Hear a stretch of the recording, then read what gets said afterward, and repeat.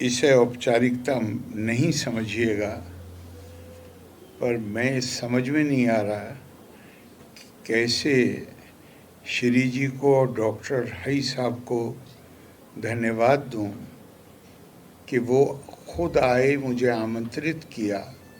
और यहाँ ख़ास तौर से जब आए थे तो मुझे बिल्कुल ये पता नहीं था कि यहाँ क्या काम होता है। उसके बाद कुछ पढ़ा, लेकिन जब मैं यहाँ पहुँचा तो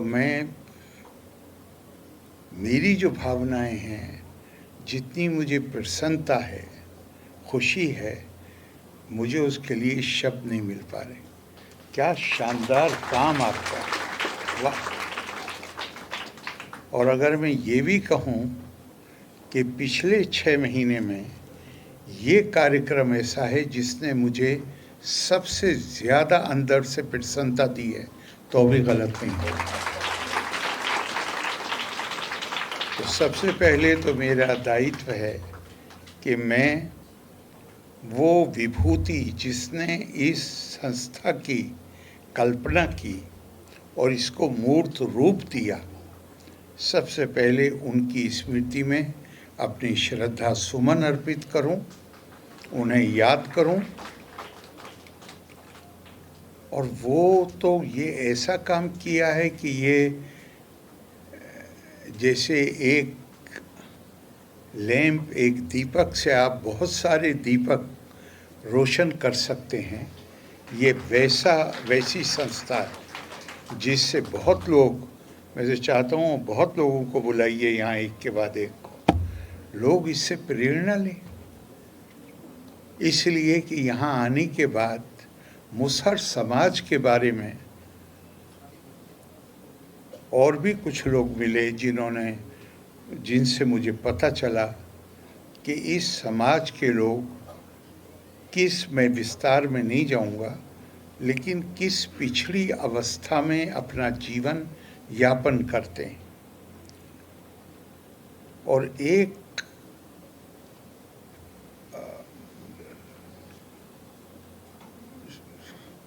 वैसे तो वो पत्रकार हैं, लेकिन उन्होंने भी अपना जीवन लगा दिया है इसमें।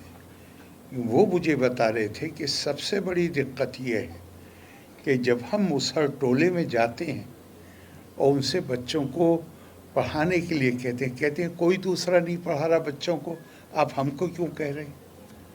तो आपने लगभग हर ज़िले से इन बच्चों को लेकर आए हैं और आप उन्हें यहाँ किस स्तर की शिक्षा दे रहे हैं, उसका छोटा सा अंदाज़ा हुआ।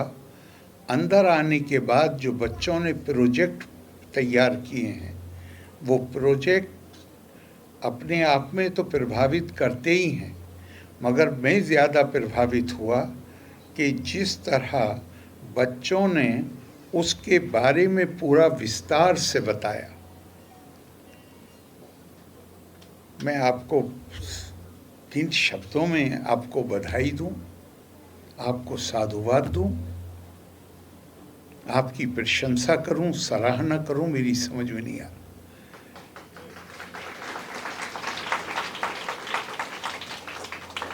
हमारे यहाँ कहा गया है,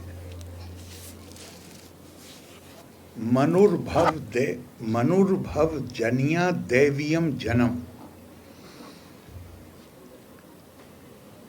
इंसान बनो, मानव बनो, और जितनी मानवता आपके अंदर प्रबल होती जाएगी, उतना ही आपकी क्षमता दिव्यता पैदा करने की बढ़ती चली जाएगी। दिव्यता क्या है?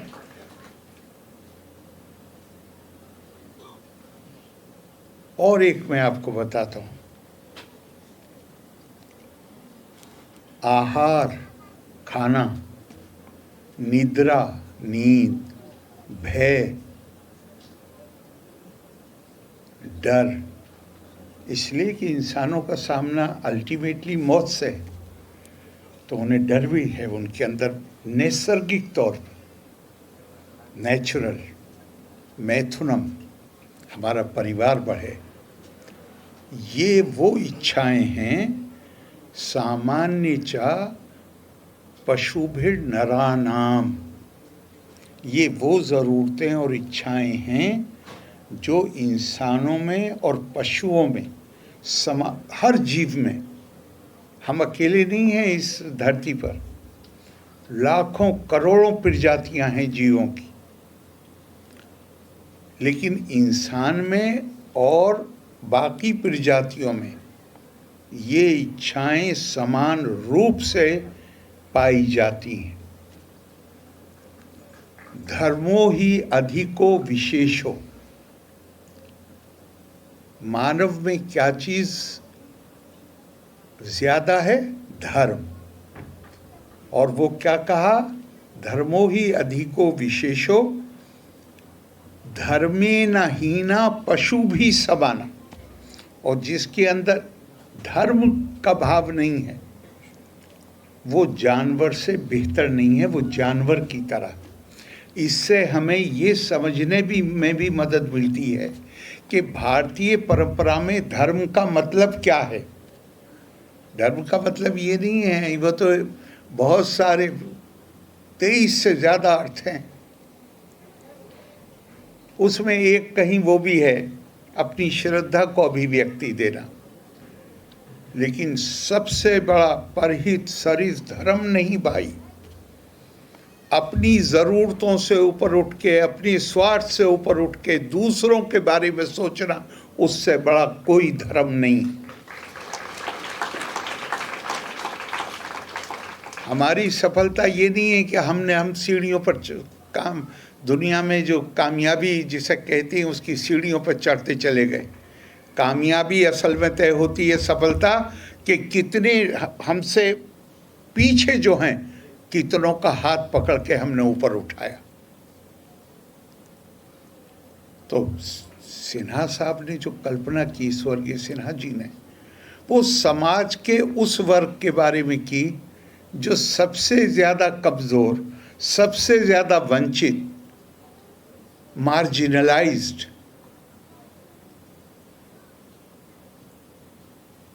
तो मुझे एक कुरान हकीम की एक आयत याद आ गई। उसमें मिसाल दी गई, कहा कि जैसे पानी आता है, सैलाब आता है, उसके ऊपर झाग होते हैं, फोम। पानी जमीन में चला जाता है और जमीन को, भूमि को उर्वरक बनाता है, जरखेज बनाता है, और फिर उससे फसलें पैदा होती हैं। हम सुनहार के पास जाते हैं और वो शादी, कोई और मौके होते हैं, जेवर बनाते हैं, बर्तन बनाते हैं, वो भी धातु को पिघलाता है।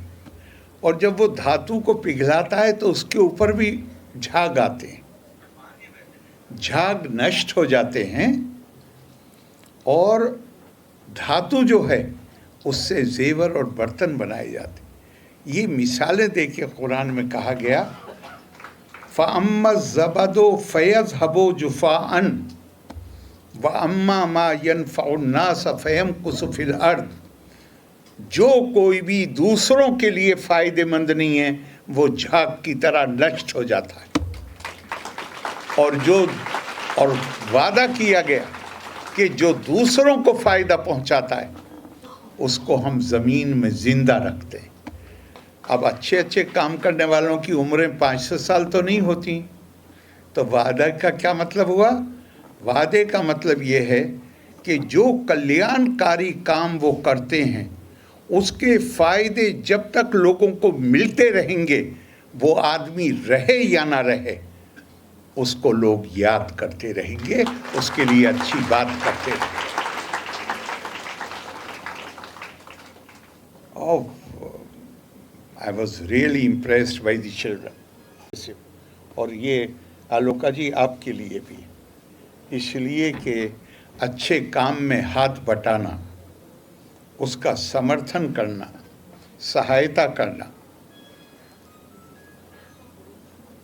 मैं तो इतने में ही धन्य महसूस कर रहा हूँ कि आपने यहाँ मुझे बुला लिया। आलोका जी तो आपको सक्रिय सहयोग दे रही हैं, तो आप भी बहुत भाग्यशाली। हमारे यहाँ एक और स्वामी विवेकानंद ने कहा, उन्होंने कहा कि जिंदा वही हैं जो स्वार्थ से ऊपर उठकर दूसरों के लिए जिंदा रहते हैं, बाकी तो मृत प्राय जिंदा है। और एक बात बच्चों के लिए नहीं, हम सब लोगों के लिए, ख़ास तौर से वो लोग जिन्हें ये भी स्वामी विवेकानंद ने कहा है। उन्होंने कहा कि जब तक so long as there is ignorance and poverty, I hold every person a traitor, very strong words, a traitor who, having been educated at their expense, pays no heed to them. हम जो बहुत सारी सुविधाएं, शिक्षा और बहुत सारी सुविधाएं हम भोगते हैं, वो केवल हमारे प्रयास या हमारे माता पिता की क्षमता कि वो फीस अदा कर सकें, केवल उसका परिणाम नहीं है। हमारी शिक्षा में उस आदमी का भी योगदान है जिसने कभी स्कूल की शक्ल नहीं देखी, उसके बच्चे भी नहीं गए स्कूल, वो भी मार्केट से छोटी मोटी चीज़ भी खरीदता है तो उस पर टैक्स देता है, और उस टैक्स के पैसे से वो इंफ्रास्ट्रक्चरल फैसिलिटीज़, आधारभूत ढांचा तैयार किया जाता। जिस सड़क से चल के हम आए, वो सड़क उसके पैसे से, उसका भी योगदान है उसमें, जो खुद स्कूल नहीं गया, उसके बच्चे भी नहीं गए। वो हमारी जिम्मेदारी नहीं है? हम अगर उसके बारे में न सोचें तो फिर वो संवेदनहीनता कहलाई।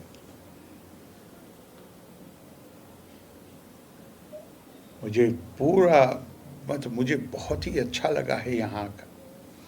और आखिर में मैं आपको एक बात है जो भगवान कृष्ण ने अर्जुन से कही, भगवत गीता। जैसे कुरान में वादा है, ऐसे ही वादा किया है भगवान कृष्ण का, पार्था न एवा इहा, ना तो इस दुनिया में, न अमुत्रा, न मरने के बाद, विनाशः तस्य विद्यते, ऐसे व्यक्ति का विनाश संभव नहीं है। नहीं कल्याण कृत कश्चित दुर्गतिम तात गच्छति। जो व्यक्ति दूसरों के कल्याण कहते ही उसको, अपने लिए तो स्वार्थ होता है, तो जो दूसरों के कल्याण का काम करता है उसके लिए ना इस दुनिया में विनाश है, ना मरने के बाद दुर्गति है उसकी, उसके लिए अच्छा ही अच्छा है। और इन बच्चों से आखिर में मैं कहूँगा कि आप फ़र्क महसूस करते होंगे। आप अपने गांव में थे, किस तरह का जीवन जी रहे थे, अब आप पढ़ाई कर रहे हैं, अब आपको कैसा, आपको अंतर लगता होगा। आप एक विदेशी, एक भाषा, अंग्रेजी भाषा भी सीख रहे हैं, और भी भाषाएं, और जब आप और थोड़े बड़े हों तो जितनी भाषाएं सीख सकें उतनी सीखिए। ये हमारी परंपरा में कहा गया है, किसी को जानने का सबसे प्रभावी माध्यम, किसी संस्कृति को समझने का, सभ्यता को समझने का, उनकी भाषा को सीख लीजिए। वो सबसे प्रभावी माध्यम है। सर्वज्ञम तद अहम वंदे परं ज्योतिषतपो अहम, प्रवृत्तियान मुखाद देवी सर्व भाषा सरस्वती। सारी भाषाएं माँ सरस्वती का वाहन हैं। ये वाहन हमें ले जाता है जहाँ हम ज्ञान की प्राप्ति कर सकते हैं। और हमारी परंपरा तपा स्वाध्याय निरितम, कोई दिन खाली नहीं होना चाहिए। अगर आज का दिन मेरा कल के दिन से अच्छा और बेहतर नहीं है इन अर्थों में कि मैंने इस 24 घंटे में कुछ नया सीखा है, तो ये मेरा समय नष्ट हो गया। कभी अपना समय नष्ट मत कीजिए। हर दिन नई चीज़ें सीखिए, ज्ञान की वृद्धि कीजिए। और आपके जिन्होंने आपके इसकी कल्पना की और इसको स्थापित किया, मैं उनके कोट से ख़त्म कर रहा हूँ कि quality education for the down trodden, बल्कि सबके लिए गुणात्मक शिक्षा ही केवल एक रास्ता है जो हमें प्रगति और विकास की ओर ले जा सकता है, सशक्तिकरण की ओर ले जा सकता है और मुक्ति का साधन बन सकता है। लोका समस्ता सुखिनो भवन्तु। धन्यवाद। जय हिंद।